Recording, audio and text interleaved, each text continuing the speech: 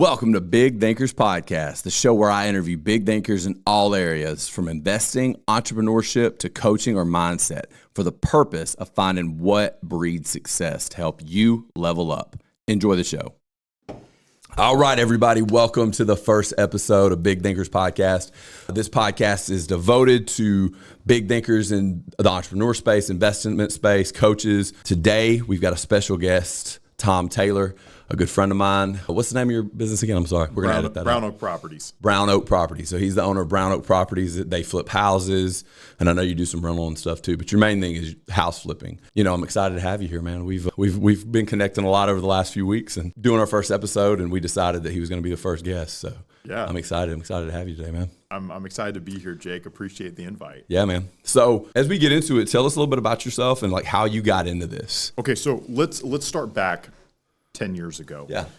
I was young, I was in college, I was looking for some sort of job where I could work and maybe do some schooling, and then on the side I could also still work and make money. Yeah. You know, I just recently gotten married, and you know, living in Utah was expensive. I was looking for managing apartment complexes, and the idea is that I could sit behind a desk all day, and it turned into something much cooler. I applied for a property manager job for a company that flipped houses.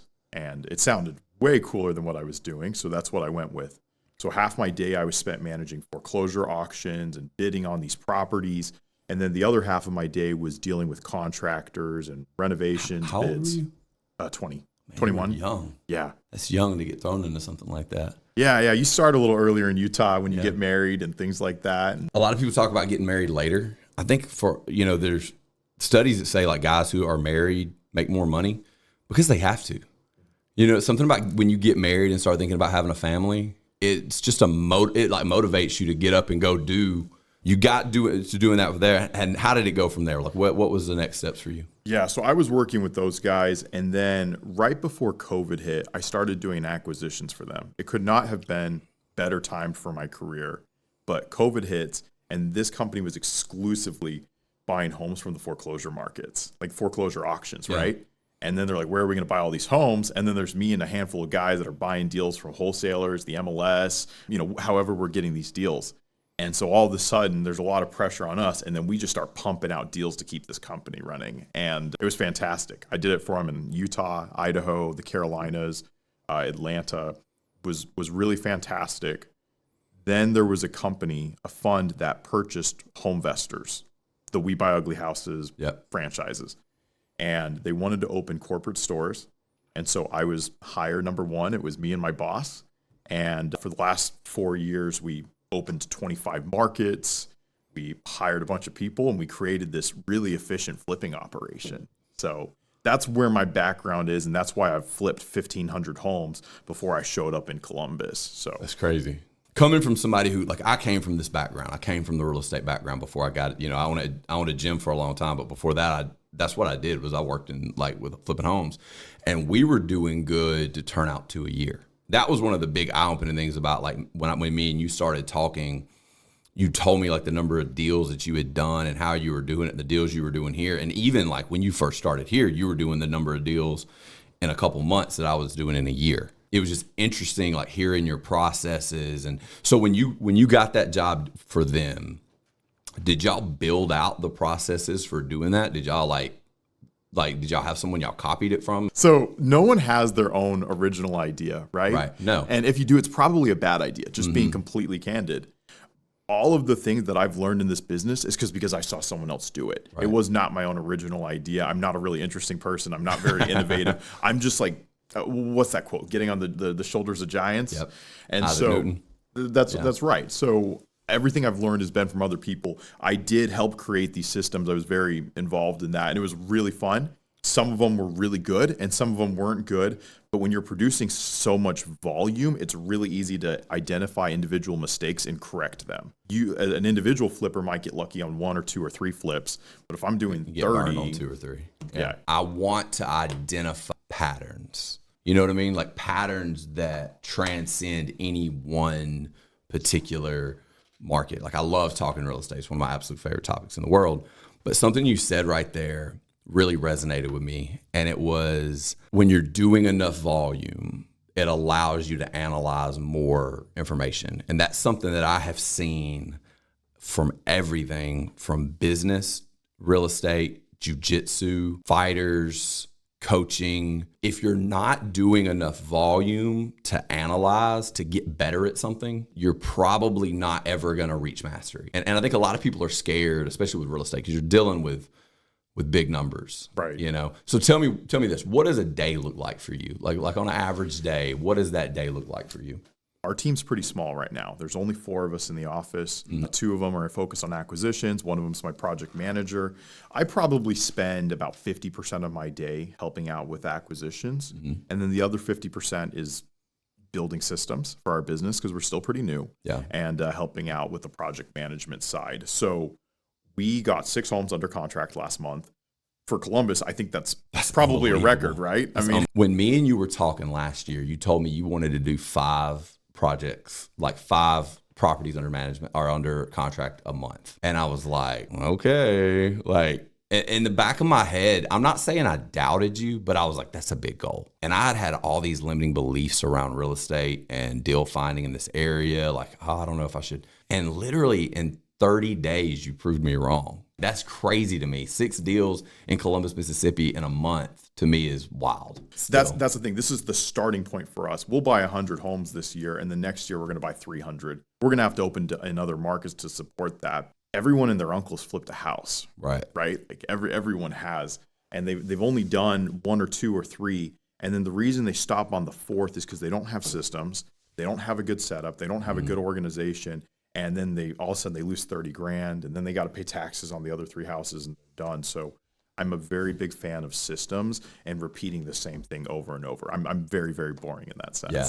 I think that's the key though, really repeating the same stuff. Thing I've noticed with a lot of different things is that's where success comes and I'm not good at that. Like I'm more of a creative, like I like a lot of variety. I like doing a lot of different things. And I think it's one of the things that's held me back, believe it or not. And a lot of people think, oh, well, that's great for an entrepreneur. It's like, it can be, but systems and repeatability are the key to success. And you've clearly done that. What's something you like massively underestimated coming into this market or into any market that was harder than you thought it was going to be? Anything? Oh boy, when you've worked in basically 30 different markets, you've seen just about everything. Yeah. For Mississippi, the funding that people are willing to put into other states, they're a little hesitant here.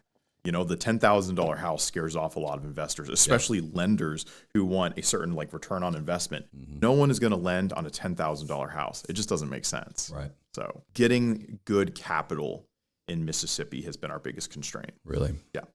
How do you evaluate your risks before moving forward? Like how are you, when you're analyzing these deals, how do you analyze the risk on a particular market before you say yes to a deal? So there's a few things we do. So one, internally, I'm never the only decision maker. Okay. There's an acquisition manager who gets a say as well. And then there's a project manager. So we have 3 people approve the deal before we put that stamp of approval. All 3 have to approve? All 3 have to approve. And we're all looking at it from different perspectives. I'm looking at I'm the guy who's saying, can we lose money? Yeah. My project manager is like, can I actually do this rehab in the timeline we've set forth? And then the acquisition manager is just like, I need to make money because they're in, they're commission based, right? So the acquisition manager is probably always a yes. Oh, they're always pushing. And that's fine. We want them to do that. That's their job. Yeah. So no, that's how we do it. We also have a very strict buy box, Jake, but there's things we will chase aggressively and there's things we won't. And then we also know going into a deal what kind of profit we're looking for. If we can't make a certain amount of money on a certain deal, it doesn't make sense for us. That being said, when we find something we like, we push it. We push it really tight. So what makes you walk away from one? Like you just give me an example of something. Like if you go to a house and you're like, okay, this is not going to be a deal. What is that for you? Well, high risk ones, foundation issues. If the rehab's over $70,000, if the home is 100 years old, there's a certain type of flipper that will take those on. It's not really our bread and butter. If we can't exit out of a property from purchase to sell within 5 to 6 months, we usually will not purchase the property. Now, there's guys who will, and they'll make 70 grand, they'll kill it, and I'm stoked for them. And there is a business model for that. Yeah, it's just not ours. Yours. And I'll tell you why I like that is about a deal. We've talked about it. I've got a house I flipped recently that was a huge $100,000 rehab. I kind of thought it was a home run, but it took me a year to get it turned. It tied up massive capital. And when the house sells, even if I sell it for way less than I'm asking, I'll still make money. But did it make sense to tie up that amount of capital for that long? How many more times could that capital have turned and made me money? The lower end of home ownership, that starter home, 12 to 1,500 square foot house that you can turn and burn, that's really where the money's at. Two things. One, if we have $100 that's invested in our business, we want to see that capital recycle 2.2 times a year. That's our goal. 2.2. Wow. That's right. So we're trying to flip 2 houses in that span and then buy our third one. The other one, I actually looked at that house you're talking about. Yeah. We passed on it because there was fire damage. Yeah. That's an instant no-go for us. Okay. Now, that being said, everyone's got their own things. For us personally, it's like you said, we knew it would take, it took you a year. We figured, could be minimum 6 months, probably a lot longer than that. I drug my feet a little on it, more than I should have. One of the things that's held me back is a lot of times the money that I'm putting into flips comes from cash flow.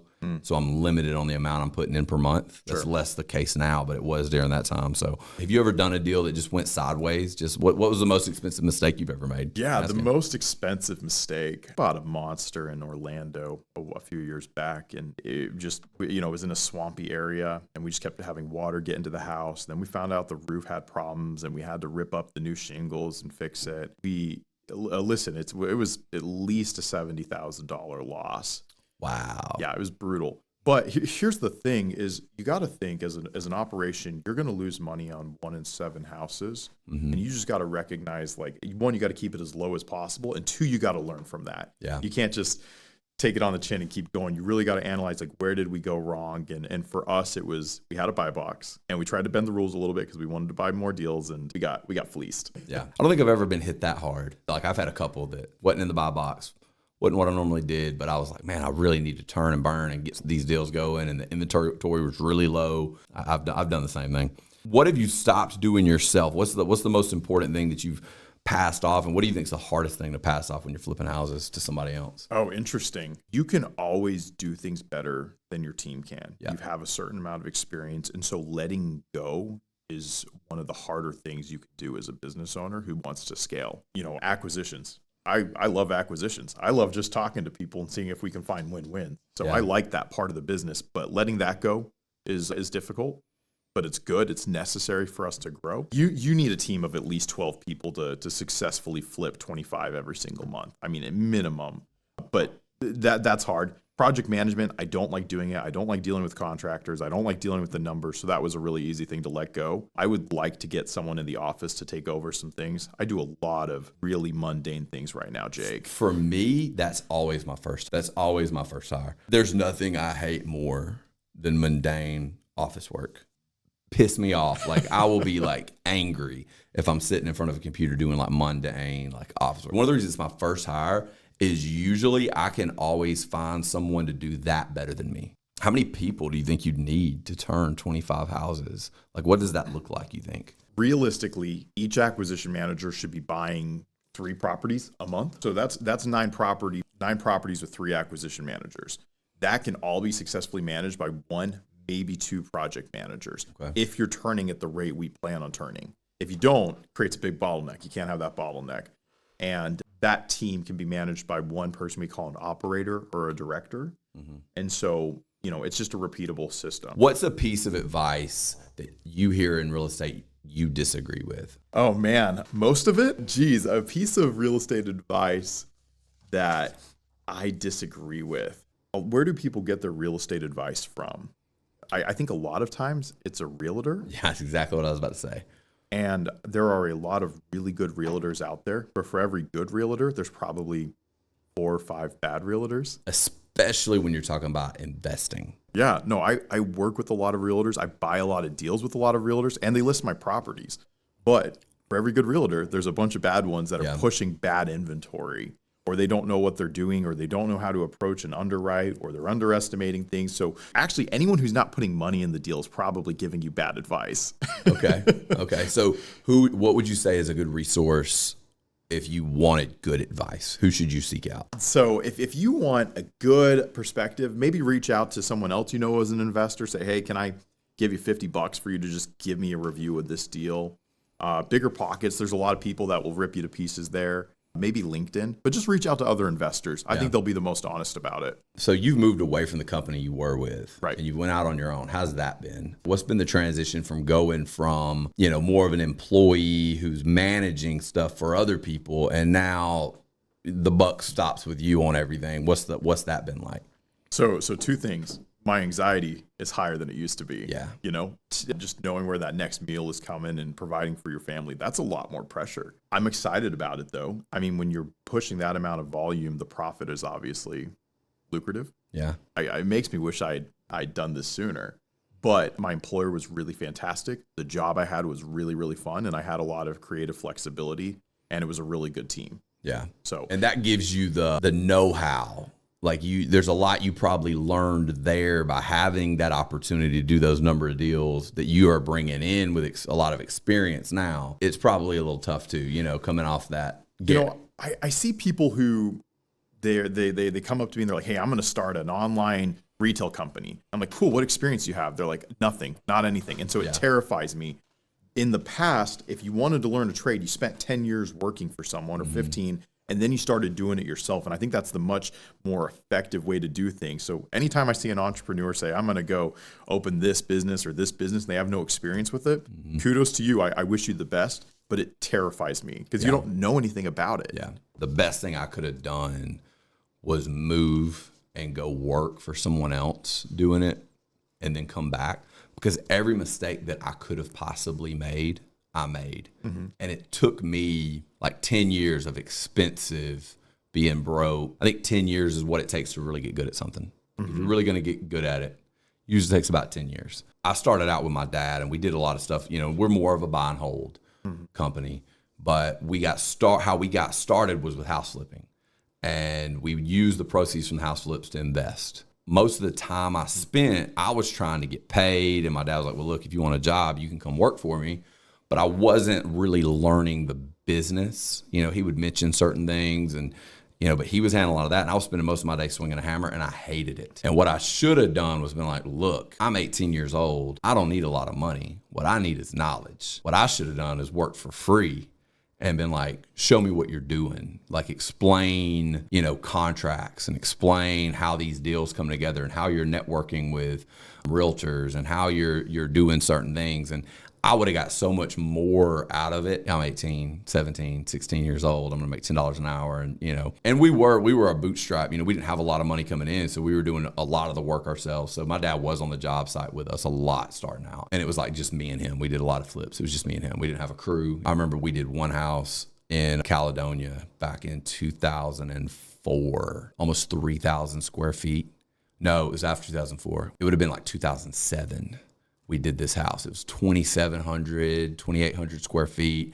And we gutted it and turned that apartment into a massive kitchen, replumbed it, put the kitchen in, made the bedroom of the apartment the master, made it this super nice house. And we spent 8 months a year doing the remodel ourselves. And then the market crashed. And it's this big, expensive house, and nobody's buying. We sat on the house for like 2 years before it sold. And I learned some stuff on that one, but that's how we did a lot of the stuff we were doing. It wasn't like a big operation. We weren't trying to get to that next level. And to be honest with you, I didn't know anybody who was doing that around here. Most people that I had networked with that were doing really big numbers were in really big markets. They were, I didn't really know them. I didn't have a relationship with them. So seeing somebody doing it in this market's cool. Yeah. I think it's cool seeing somebody win. And well, thanks. We'll have to do a follow-up call in a year. And see where we're at. That'd be cool. How's the Tupelo market? How's that going? Oh, Tupelo is great. I think it's a little more stable. There's a little more job growth there right now than what we have here. I'm a big fan of Tupelo. There's a lot of money there that I think people aren't really taking advantage of. Like I've had friends that had like gyms there, and their gyms were struggling. I'm like, man, if you're struggling in Tupelo, bro, like there's something wrong. Like Tupelo, there's a lot of money in Tupelo. There's a lot of people are looking for things to do in Tupelo, like the fight game. Like, I commentate for a fight promotion out of Tupelo. The fights they put on there, like people just come out in droves to it. It's like this spectacle of, it's probably double the size of any other local shows around here in Tupelo. Tupelo is just such a cool market. People have, I guess, have the money. They're fight fans, and people have the money to come. And I love Tupelo. You know, I did a lot of my training in Tupelo when I was fighting. A lot of cool stuff going on there. So as we close out, how has your definition of winning changed from where you started to now, or since you went out on your own to now? I think if you have all the money in the world, but you're just this out of shape slob, are you really winning? No. You know, it's like the same thing. Like if you're in great shape, but are you financially responsible? Are you winning? Or if you do all those and you don't have like a great family base and life, are you winning? So I've approached it a little differently. Said, hey, it's not just all about, you know, financial success. You got to take care of yourself. You got to take care of your family. So for success for me and crushing it in life is doing well on all sides of that. And it's really a hard thing to balance. I'm sure you know, you get those 8 p.m. nights, 9 p.m. nights where you're just coming in late and then you got to go back at 6 a.m. And for me, it's finding balance. 100%. Somebody said it to me like this once, in terms of like just for your health, for instance. If you were sitting on a beach in Cabo right now, but you're sick, are you having a good time? Like if your health's not lined up, but you've got all the money, but you've got a stomach virus, how much fun are you having?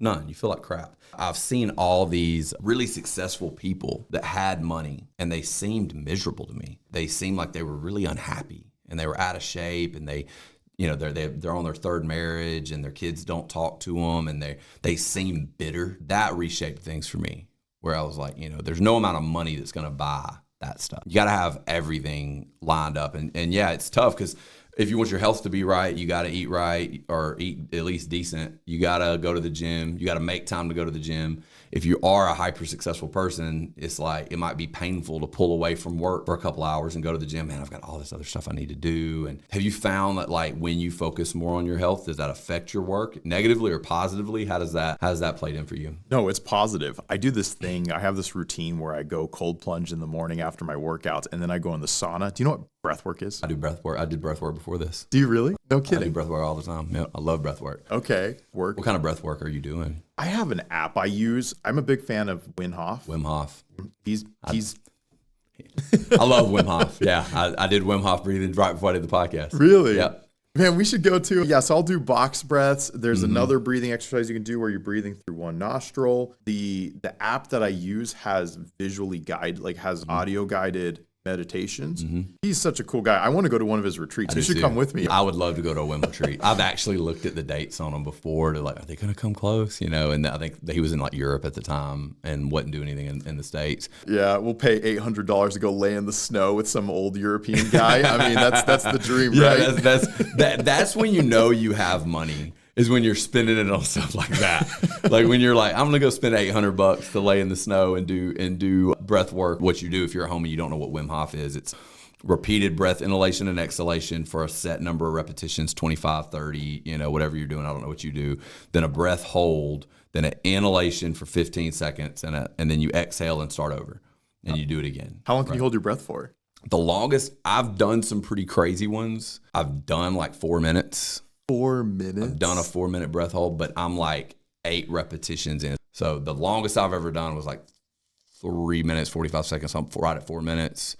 Average about a minute though. A minute and a half. That's probably my average. Wow. And what about you? 2 minutes. 2 minutes is a long time to hold your breath, man. Yeah. Most of the time I don't get up to 2 minutes. It's all a mind game though, because Yeah. it's interesting because you don't even need to breathe for that long. Like minute 45, you're like, I haven't been breathing for this long, and it's an out of body experience. I'm a big fan of breath work though. Yeah, me too. It helps me also, like sometimes if I'm working and my stress levels are just kind of becoming unmanageable, forcing myself to just, okay, I'm going to pull away. I'm going to go find somewhere quiet to lay down and just do breath work and recenter. Because sometimes, man, my anxiety is one of the biggest things that holds me back. It makes me less willing to take on new challenges. Right. And push to the next level, because I'm like, dude, I'm stressed out of my mind at 4 deals a year. How in the world am I going to go to 4 deals a month when I'm already on pins and needles and, you know, snapping at my kids and, you know, and so until you figure that out, you're not gonna ever get to the next level, you know, and that comes down to systems. I think it comes down to taking some of that off your plate. But for me, I get stressed out when nothing's on my plate. I might get more stressed out when nothing's on my plate than when things are on my plate, because I get in this like oh my God, I'm not doing anything. Right. What should I be doing? Oh my God, I'm gonna fail. You know, and you get this really negative kind of vibe going, and so yeah, that I love breath work, man. It's crazy you said that. I can't believe we've never talked about this. I know. No, I'm a huge fan of breath work. So I'm a big fan of group breath work. I know that sounds strange, but I've done a few group breath work sessions, and there's something powerful about everyone trying to like follow the same beat or same repetition, and you're all doing it together. I actually quit doing it, and I just started back. Oh, really? Last week. No kidding. Doing it again, yeah. I think that anything you think helps can help. Beliefs are a powerful thing. Yeah. So when you believe something helps, I think it helps. So anytime you have something that like you think you have to do to perform well, you're kind of setting yourself up for failure. Because what happens when you lose that lucky underwear and it gets torn up? Or what happens when, you know, there's something that goes wrong in that routine and you mess up, and now you're getting in the cage on fight night and you're second guessing yourself. You're thinking about all the things that went wrong, and you're kind of like, quote unquote, manifesting the negative result because of the doubt, because of the break in the routine. And so like, that's why I like to, like, if I've got something that I believe scientifically in the routine, I think routines are powerful, but I like to not try to give anything power that doesn't actually have power. You know what I mean? Doesn't actually have a result. If that makes sense. So maybe we're going in a different direction here, but do you do manifesting, like visualization? I do think manifesting is real. Yeah. I do think, and that's sort of, I think that what you're focused on, you produce. Right. And I had a conversation with some of the guys that were fighting, and I don't want this to be a fighting podcast, but one of the things about fighting is it's a very high anxiety sport. It's a very high anxiety, like getting ready to fight and then sitting in the locker room and waiting to get in a fist fight with somebody who's a good athlete that's been training for years, and the last 6-8 weeks has been training for you. They're in shape. Like, you're going to get in a deadgum fist fight. You know, you ain't going to be out of there quick. You're going to be probably bloody and bruised up when it's over. And so there's a lot of anxiety that goes around it. What I've found is the right focusing on the right things in camp, out of camp, day of the fight, it does manifest different results. Because if your mentality is, oh my God, I don't want to get knocked out, and the whole thing you're thinking about getting ready for that fight is not getting knocked out, you're probably going to get knocked out. And you almost manifest that's happened. Now, I don't know if it's like a spiritual thing or if it's you, like your thoughts control your actions, and then your actions project what you're thinking, and that's what creates it. But I do think what you focus on is what you produce. I think that where your mind is. What do you think? What's your 2 cents on it? Yeah, no, I completely believe that. So you drive like a souped up F-150, right? So you probably see a lot of F-150s when you drive around, 100%. where before you bought that vehicle, you probably didn't recognize them at all. So if you're trying to look for certain things in your life, you'll see them. I'll say this, going back to real estate, I've trained with over 50 acquisition managers, and the guys who get so enveloped in the no's when people say no, because you get a lot of no's as when you're buying houses. Yep. They have a hard time visualizing the yes. But so it's like, man, you just got to remember that yes is there and stop focusing on these other things. So I'm a big believer in what you focus on is what you get. 100%. Is it your amygdala? Is that the part of your brain that deals with that? So like I think it's your amygdala. I could be wrong. So if you're listening to this, don't leave me a bunch of hate comments, but I'm pretty sure it's your amygdala, and your amygdala is what filters out what is relative information and what is irrelevant information. And a lot of what it filters out is based on your focus. Right. So like if you drive F-150, you see F-150s. If you drive a red car, you see red cars. If your wife drives a silver van, you see more silver vans, because your brain is trained to focus on it. If you spend all your day thinking about all the things you're stressed out about, and that your marriage is falling apart, and you're a slob and whatever, and that's what you're thinking about, then that's how you feel and that's how you act, you know? And I think that's one of the simplest but hardest things to do as a person and as an entrepreneur, because it's a simple thing. It's simple to say, focus on the positive, but then sometimes everything's on fire. You know what I mean? Like the world falls apart. Every once in a while, it just happens. Mm-hmm. And you've got to kind of just deal with it and stay positive, and, you know, not let yourself slip into a negative routine or a negative mindset, and be able to pull yourself back out when you do. Right. So do you have, like, how do you deal with that? How do you deal with like making sure that and we've probably already talked about a lot of it. How do you deal with making sure your mindset and everything is lined up for what you need to do? Okay, I'm going to say something that might piss off some of the viewers. Piss off everybody. But let's do it. Let's do it. I was seeing a therapist for a few years. My mom passed away, so I just started seeing a therapist, and there was a lot of value in it, and I built some skills. I got a life coach a few years ago, and it was so much better than therapy. I mean, so I am a big fan. I went in the different direction. I think that you can do a life coach, and you can get better results than you can with a therapist any day of the week. It's not even close. That's definitely gonna piss off some people. Let's make that short. It's just the truth though. So one of my life coach that I use, he's got a Tony Robbins background, and one of the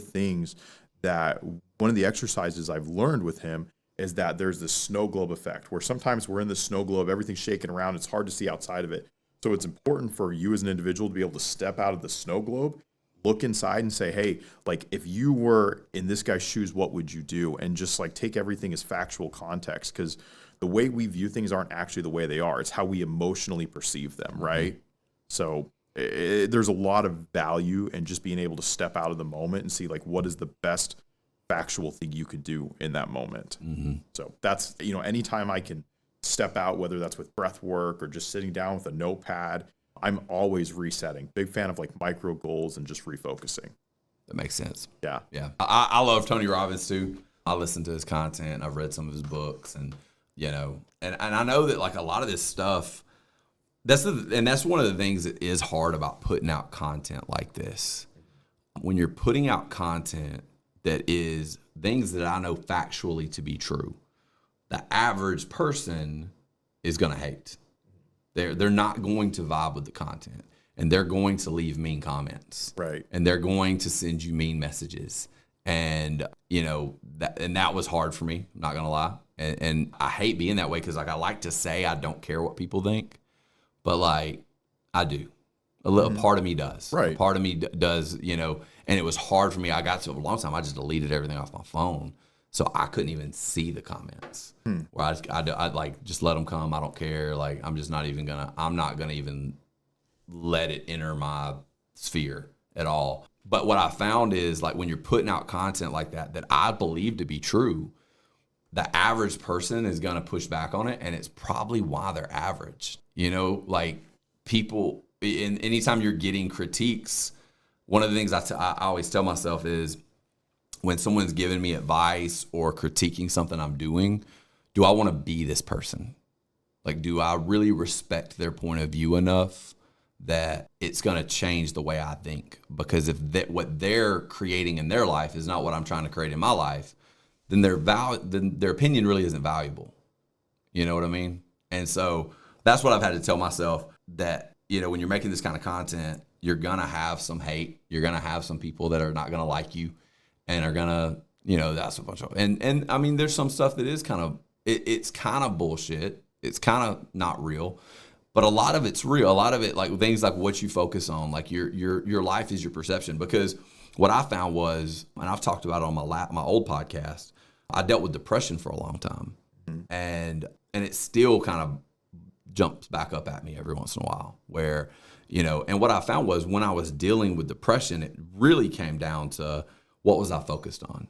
What was I seeing? Because the thing about it is, I have an incredible life and position, and there's a lot of people that would kill to be where I'm at.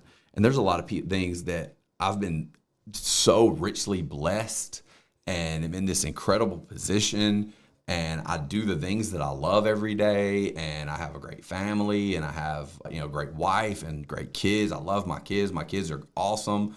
I've got good friends, but then your mind will start playing tricks on you, and you start thinking, well, your wife doesn't really like you, or your friends really hate you, or you're not doing enough, and you're not really worth enough, and you're not, and that was typically what would send me on spirals of not controlling that internal dialogue, of understanding that voice in my head at first isn't me.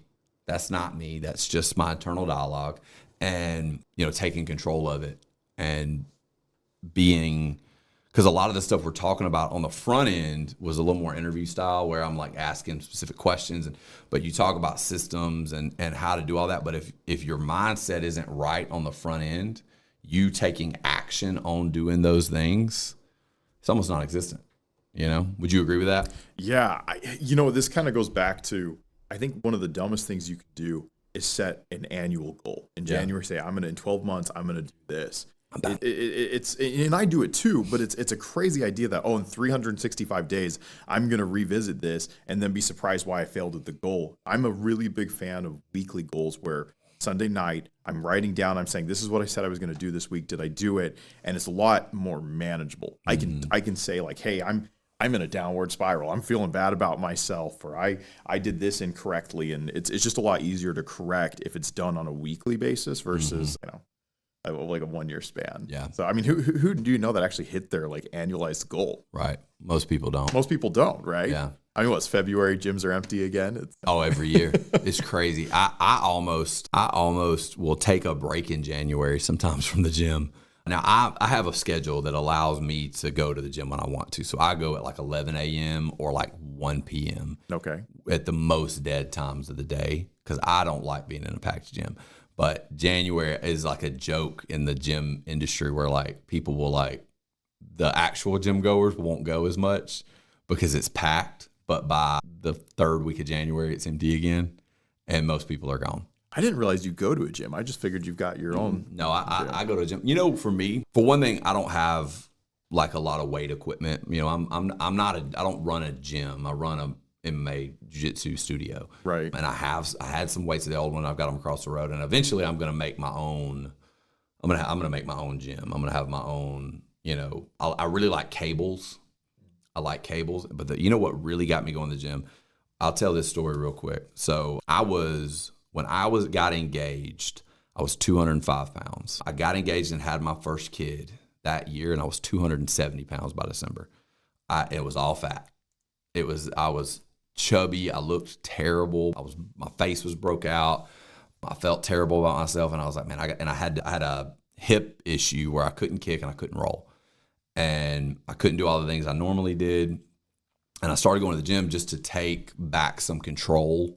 And that's where the habit started. But what I found was owning a gym is a lot different than going to the gym. And when you own a gym, even if you have the weight equipment and all there, it's really hard to unplug from the gym. It's really hard to unplug from the business because people are coming up and asking questions, and people are, you have all these problems that you're surrounded by, and then your staff and the people, and it's really hard to make that switch away from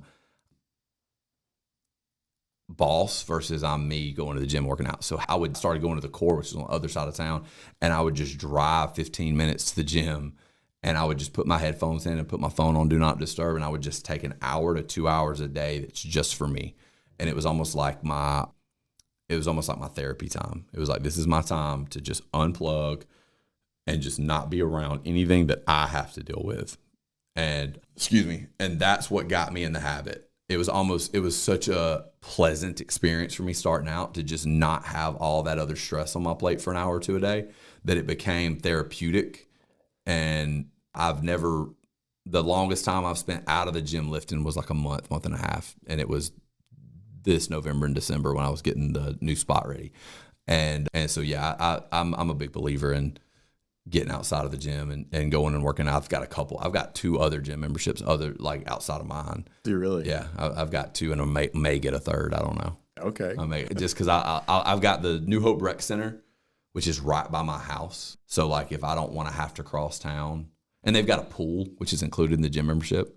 So it's like my kids during the summer can go to the pool and hang out. Sure. And it's not expensive.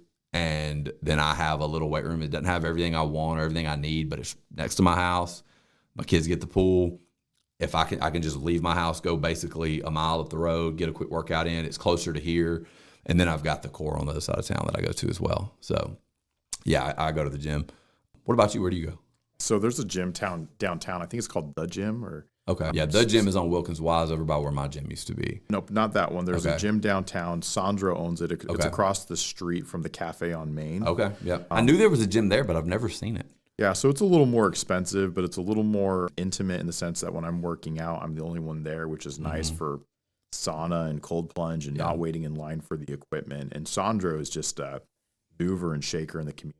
I'm really just a top tier guy, and he's it's almost more of like a personal trainer where he's tracking what you're doing and he's creating a goal and a plan for you. So I'm a big fan of that gym. That's cool. I might have to hit him up. I knew that was down there, and I knew he was one of the first people to get cold plunge too. And that's when I was like kind of looking into it a little bit, but I never knew exactly where it was or how to like pursue, you know, who to talk to or anything. It's just not been something that's been really high on my priority list.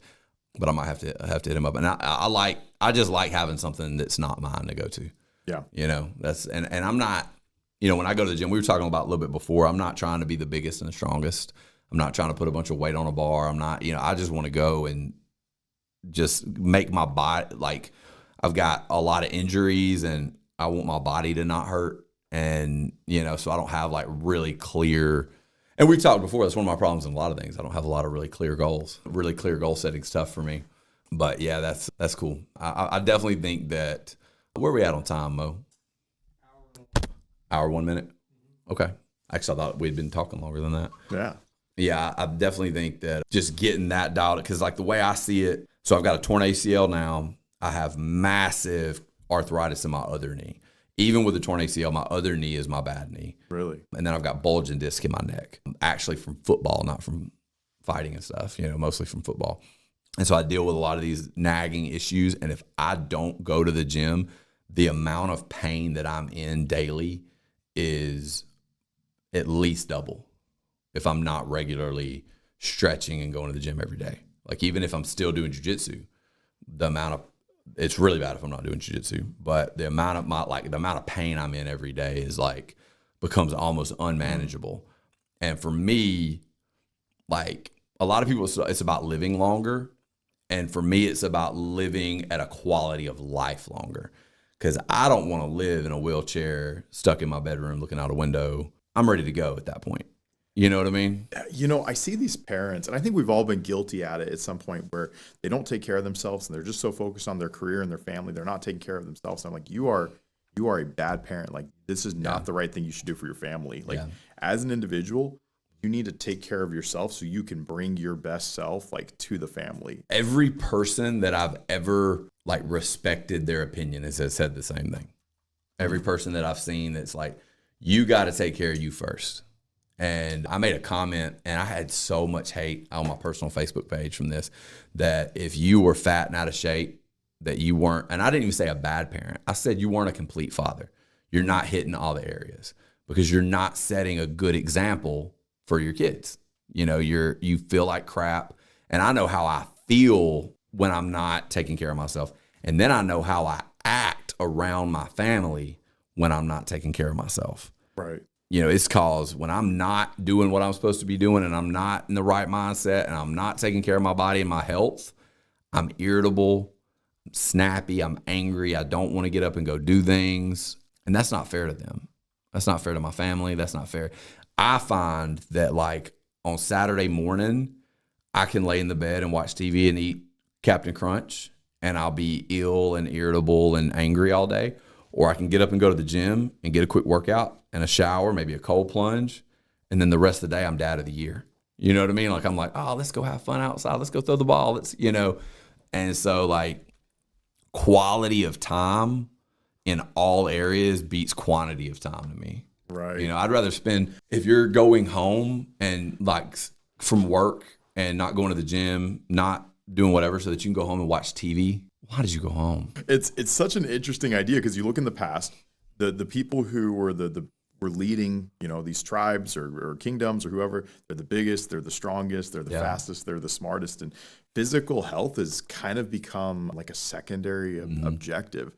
It's a wild thing. As someone who wants to lead my children in all different examples, I have to take care of myself in all different components. And it's not just physical health or, you know, success at work, but it's like, how am I treating them and how am I treating my wife? There's just a lot more to it. But to completely forget one certain part of you, like completely forget like physical health or family or even I would say spirituality, it's just it's a wild thing to me. Yeah, they say, what is it, the 4 F's or whatever, if you ever heard that? Faith, family, fitness, finance. Okay. Like the 4 F's got to, every day you should be working on all 4. And in any day you don't do one of those 4, it's not really a complete day. You know, you didn't hit something, you know, so every day you should be working toward a goal of all four, not just going to work. And you know what I think one of the big travesties that happened in our country that has disconnected kids and parents happened with the Industrial Revolution. And it was when dads left the home to go to work. You know, during hunter-gatherer and agricultural societies, children worked with dad all day or were around dad a lot and got to see their dad at their best. And then what we have now is we have this framework of you're going to get up in the morning, you're going to leave. The kids aren't going to see you all day. And then when you're exhausted and burned out and tired, you're going to come home. And then you're going to go watch TV and be a vegetable for the rest of the night. And the only version of you your kids ever see is the worst version of you most of the time. So they grow up seeing the worst version of dad, the version of dad that, you know, he comes home and he's not present, he's angry. And I'm saying this, I'm preaching from a ditch here because I'm guilty of this because I'm a workaholic. I work, you know, at least 12 hours a day, pretty much every day. I get home late. And I'll push myself so hard Monday through Friday. If I'm not working Saturday, Sunday, I'm a vegetable. I'm so broke down. I'm burned out. I'll be in the bed, you know, because I'm working late and getting up early and burning the candle at both ends. And I've always known and believed what I'm saying, but I've really tried to take it more to heart in the last several months of I'm not being a good dad when I don't let my kids see the best version of me, and I'm not being a good husband. And that's one of the most important components to your life. I mean, it doesn't matter what all you have going on. Like, talk to guys that are really successful and they're going through a divorce. They're not happy usually. They're not having a great time, you know, or even worse, I think one of the worst things that can happen is for you to raise kids that believe different things than you that you don't have and you don't have a relationship with, because you've put raising your kids on a tablet and in schools being raised by other people, and they're getting different inputs than yours. They get older. You didn't build a strong relationship with them. And I'm guilty of this. And I've never met anybody that was the case with that was happy. So you were talking about earlier how you don't take advice from people that you wouldn't want to be in their shoes. And sometimes I see these teachers, and I have a lot of respect for the teachers, 100%. But I look at I look at them and their lifestyles like, well, I don't want you teaching my kids. Yeah. 100%. Some of them I do, but you don't get to pick and choose, right? 100%. So right now, my kids are really young. We homeschool our children. My wife speaks fluent Spanish and Mandarin. And so she's so impressive, but that's what she teaches them in the home. And I don't think I'm going to put them into public school. Yeah. You know, I was homeschooled. Were you really? I was, yeah. I was homeschooled for a long time. I was a problem child. And in a lot of ways, schooling was great. I was homeschooled on a dairy farm in North Alabama. So I did not see other children for a long time. I was going to public school. I had a lot of issues. I'm very ADHD. I still am. And I was unmedicated as a kid, which might have been a good thing, probably a good thing. And then I'm very creative, and I like to do the things I like to do, and I don't really like being told what to do. I still don't really I've never had a job really. You know, I've always been an entrepreneur. Right. And school really wasn't my thing. So like I had trouble in school. Then I was homeschooled. My mom was great. I had a great mom who was very intelligent, who homeschooled me, and I was really good at the things I liked being good at. I fell behind in some areas. And my mom had her pull her hair out. It was awful. And they put me in private school. And I did a couple years at a private school, had some issues there, went to a different private school, didn't get kicked out, but I don't think they were upset to see me leave. And, you know, I ended up at Victory and had a great time at Victory, and things went pretty well there. But, you know, school really wasn't for me. And the problem that I had was that when I was in school, like in high school and stuff, I was like, I don't really want to do anything that you guys are doing. Like, I don't really I don't really. And part of this, I was a dumb teenager, but I was like, I don't really respect your opinion on a lot of stuff, because you're saying this stuff, and I'm going to be more successful than you one day. And I don't really, I don't really see the value in what we're doing. So I 100% agree. And I think, my wife, I don't think is cut out to homeschool our kids, but I have thought about it.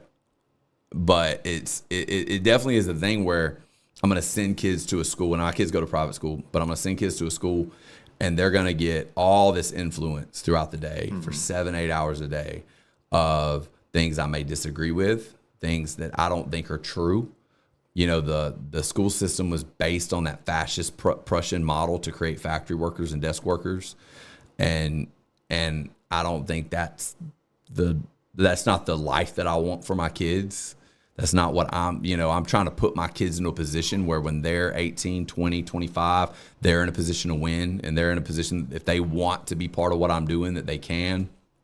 And that's not the whole school system is not based around really like valuable life skills to me. It's not, it's become all about test scores and college prep. Yeah. And, you know, you've got more VOTEC stuff that's starting up for people that want to go VOTEC, but there's still a whole lot of kids that aren't going to fit into that category either. And I don't know. I agree with you 100%. The education that comes from, like, you know, the high school level is really like elementary and fundamental. When I was 16, I moved out of my parents' house and I went out on my own. I told them if I got a good enough ACT score, would they let me leave? They said yes. So I did. And then I started college at 17, and it was not, and someone who's not overly bright or intelligent, I think I'm very average, it was not a hard thing to do. It just wasn't. And it's because the curriculum is very easy. Honestly, the curriculum for a first semester in college is very easy too. Yeah.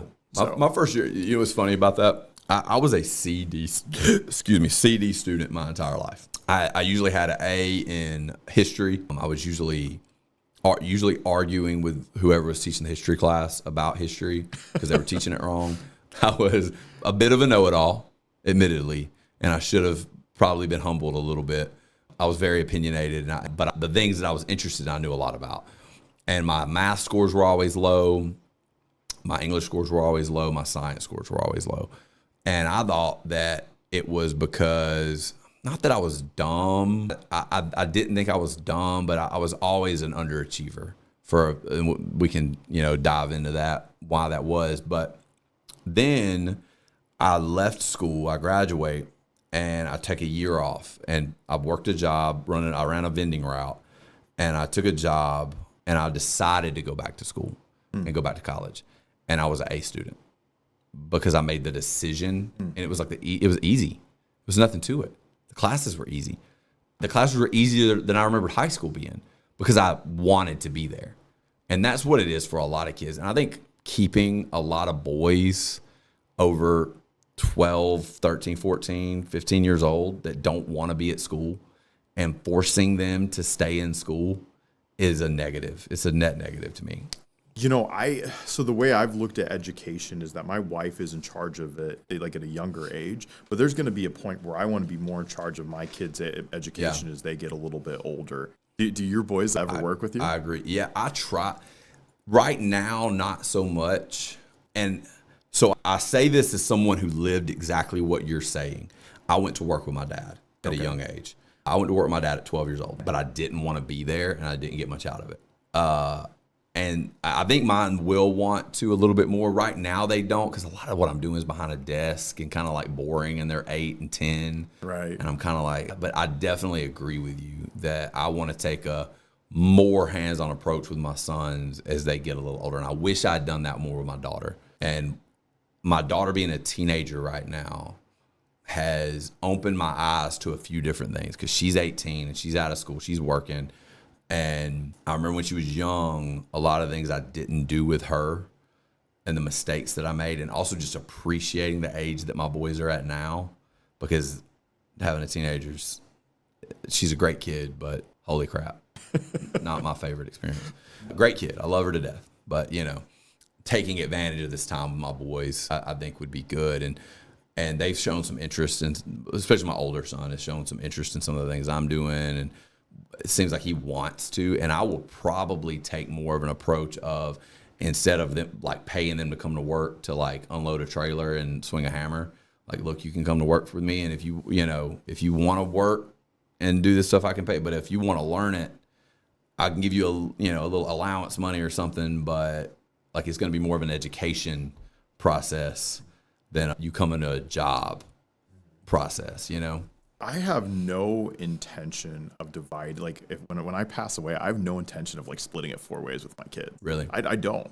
So in the when you read the Bible and these families in Israel, it would go to the oldest son, and his job was to continue taking care of the family. So Yeah. that's and then if your daughter marries someone who can't provide, well, that's a whole different story. But I have no intention of just splitting it 4 ways. Right, and really. just saying go piss it away. What I've looked at is putting it all in a trust, and then appointing someone as an executor of the trust, like putting somebody in charge, and like but keeping and that's something that I think that the American family doesn't do, and something I like about like some of the Arab families and some of these where like the family works together for a common goal, and everybody just kind of works in the business and helps grow it and has their things that they do. And you're going to see empires built, and you're already starting to see that with like Indian, Arab, Asian families that have moved to America and approached it that way. They bought hotels and they've bought gas station chains and grown them, and the whole family works in, and that keeps their labor costs low, where they're able to like reinvest their money faster. And that, if you're really trying to build something, like that's the way to do it, is keep your family plugged in and connected, So I don't think that's I don't know that like automatically it go into the oldest son. And I say this because I'm the youngest, I think, is the best. And you see that with like the Jacob and Esau story, right? Mm-hmm. Where like you have one who trades his birthright for a bowl of soup, of stew, and it gets passed down. But like, if you're willing to trade your birthright for a bowl of stew, did you really need to be the person that you weren't that guy inherited it to begin with? And that's how the nation of Israel was created. Was that passing of birthright to the younger son. I think, maybe saying whoever shows me they can handle it the best is who's going to get it, and then you're probably going to have some hurt feelings. But, I don't think you're wrong there. I don't know. Right. It's just sad. I mean, I'm sure you've seen this, especially in real estate. There'll be these large estates, like substantial. Yeah. And I mean, people will lose that money in a year or 2 years. Oh, it happens. It's just these, irresponsible. Matter of fact, we've probably both made a lot of money from that. Yeah. Where people will inherit a bunch of real estate that they don't really want to manage, and then it goes to crap, and then they sell it for pennies on the dollar of what it should be worth if they had managed it properly. And it allows investors like us to come in and make offers and, get them out of it quicker. Right. So I see it all the time. Yeah, it's much more important for me that I leave a legacy of hard work, God-fearing, and character in my children than I do like a financial gain, because they can build that on their own. It's right. A little irrelevant, but who they are is much more important to me. Yeah, I agree completely. I'm just looking through my notes here to see if there's anything we missed before we start wrapping this up. Yeah, I agree 100% though. I think that money it's a resource. And I think a lot of times we put too much emphasis on money, as entrepreneurs and as people. And, one thing I do want to put my kids in a position of is I don't want them to feel like they have to trade their time for money. And I think getting out of that mentality of I'm trading time for money as an entrepreneur is important, because we're not. That's not how we make our money, is not through how much money. There is hours involved, but that's not the mentality that I want to pass down to my kids. And that's also one of my issues going back to the education system, is that's kind of the, like, what's your job going to be? What are you going to do for the rest of your life? What's your job going to be? And like, I'm 18. I don't know. Like, a job? Like, and that's how I felt when I was in school. Like, my job. I don't want a job. I don't want a job. I want to make money, but I don't want a job. And, I think that passing on that legacy, and then also just I want to put my kids in a position where, let's build something. Let's build something as a family. Let's make a difference. Let's give generously. Let's put in a position, because I think money does make you more of who you are, and put you in a position of leverage where, if I've got $1 billion, I can put clean water in, villages in Africa. I can solve hunger crisis. I can help with human trafficking. There's a lot of like things I can do to make a difference with that. But in terms of, spending my entire life just chasing that dollar amount, to me, that's not the goal. The goal is not, how do I make 6 figures a year?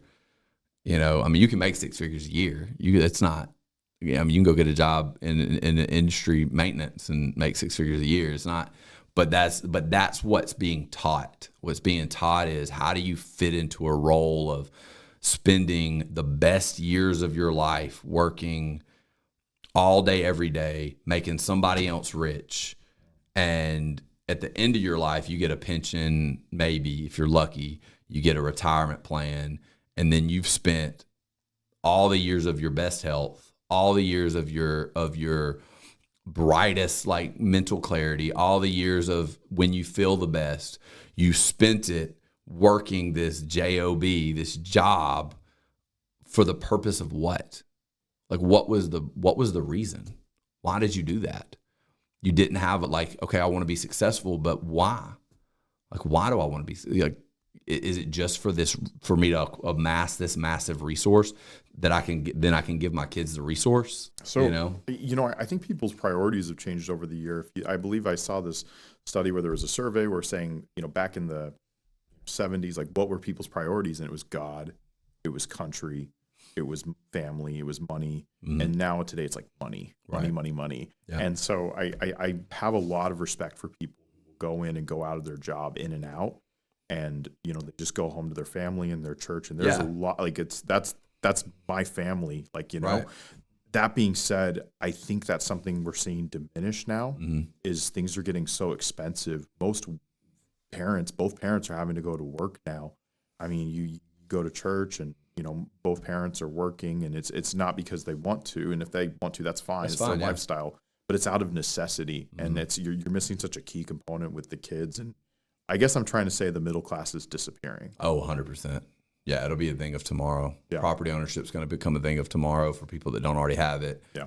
The middle class is going to become, it's going to be have and have-nots, peasants and nobles, and the way I think about it, and part of my, going back to what I was just saying, part of my motivation behind like being successful is I want to put myself in the position of the noble, not the peasant, of the have, not the have-not. Because when I'm in the position of the have, I can distribute the resource how I see fit. I can help more people. I can do more things. I'm not stuck in a rat race of trying to survive and barely get by. Because, that's most people. Most people are already living there. Even if you have a good job, most people are paycheck to paycheck. They're getting by, they're going to get to the end of their life, and they're going to have Social Security and a little retirement fund, and they're going to slave away, and then they're chasing this resource. And I really truly think that when money, I don't think there's anything wrong with chasing money per se, but when the whole goal is money, I think that you get caught up in the weeds. You miss the forest for the trees in a way. You're not thinking big picture enough. And you end up like, oh, well, I can go make $30 an hour doing this job, or I can go make $120,000 a year doing this job. And if I go out and try to build something on my own, I'm going to make $20,000 a year the first year. I'm going to make $50,000 a year, maybe, if I'm lucky, for a few years. And a lot of times when you're too money centered, you're not thinking big picture enough to expand out and say, okay, but what influence am I going to have? What upper mobility do I have? What legacy am I going to leave behind? How am I going to have to spend my time and my hours and my days? And it's just not the life I want. And it's not the life I want for my kids. Right. All right. Anything you want to close this out with? No, this was fun. Last thing? Yeah, I had a good time, man. Yeah, we started with some framework, and I'll probably do that because, I do have certain questions I'm going to ask different people as they come in, but I like the conversational, just kind of chasing the rabbit. And because the whole goal of this podcast for me, and we could make this into a soundbite, really, the whole goal of this podcast for me is going deeper than the operations of whatever that person's doing. Going deeper than, okay, this person flips houses, and this person owns gyms, and this person coaches athletes, and this person, sells real estate, and this person owns a company that does whatever. Let's go a little bit deeper into the mindset of what makes that person who or what they are, and what commonalities do all these people that think a little bit bigger and do a little bit more, what do they have in common? You know?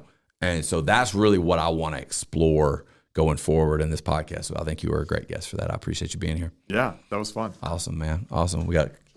Mo needs us to keep talking for just a second because we're having a technical camera difficulty for the exit. Okay. Oh, did our battery die? It got hot. I saw the battery. Okay, cool. All right. So yeah, thank you guys for being here. Thank you guys for tuning in to the Big Thinkers podcast for our first ever episode. You know, y'all keep the lookout for more episodes coming soon. Tom, thank you so much for being here, man. And hopefully we'll revisit this in a year or so, or maybe less, and see where you're doing and what you got going on. Thanks, Jake. Appreciate you having me. Yes, sir. Awesome, man. We'll see y'all on the next episode. Peace. All right. Well, I'm sure I gave you